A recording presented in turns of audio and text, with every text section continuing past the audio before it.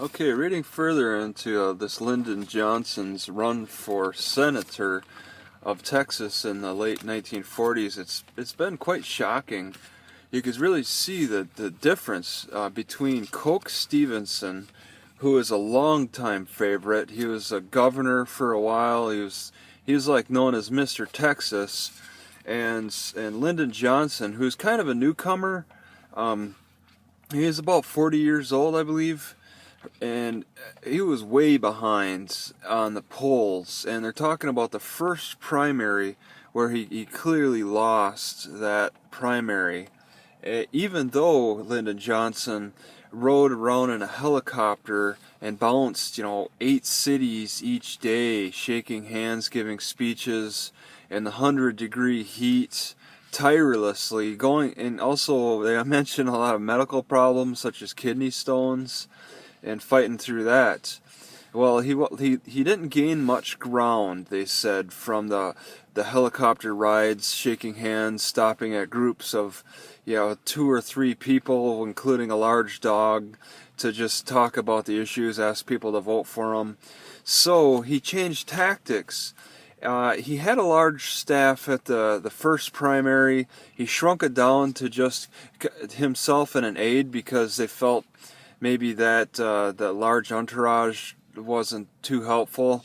And he started attacking Coke Stevenson's, and in particular there was this Taft-Hartley bill, which was, in the late 40s even, it had issues with labor unions, and a lot of people didn't want to support labor unions anymore, including Coke Stevenson's. But since Coke Stevenson didn't have a lot of money, and Coke didn't even like to get into the nitty-gritty bashing between politicians, accusing each other of other things, or getting into the niggling of the whole the political process of answering to questions and stuff. Coke Stevenson's was more, the former governor was more of a philosophical type of leader. He would say, well, Texas knows where I stand, and that was it. My record speaks for myself.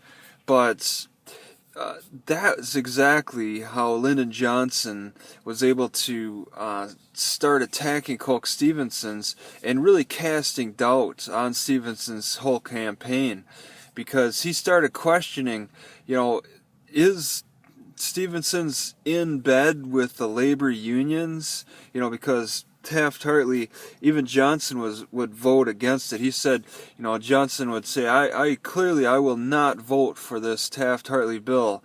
But Stevenson's, on the other hand, he seems to have a secret deal with them because he's not answering my questions. And it's hard for Stevenson's to answer questions. He didn't have a lot of money. Johnson owned a radio station. Johnson would spend copious amounts of money on newspaper publications and radio ads.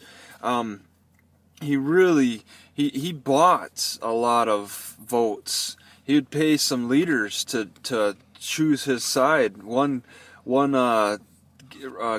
leader guy said that, well, my wife will need some money when I die, and so he got some money to switch over to Johnson and speak only in favor of Johnson. That's amazing how money really influenced that election in the 40s. Okay, I mean, this type of stuff is still going on. This is a personal level. The technology may have changed, but I mean, still the humanity of it all. And it's interesting how Johnson. There's a quote that said the morality of the ballot box.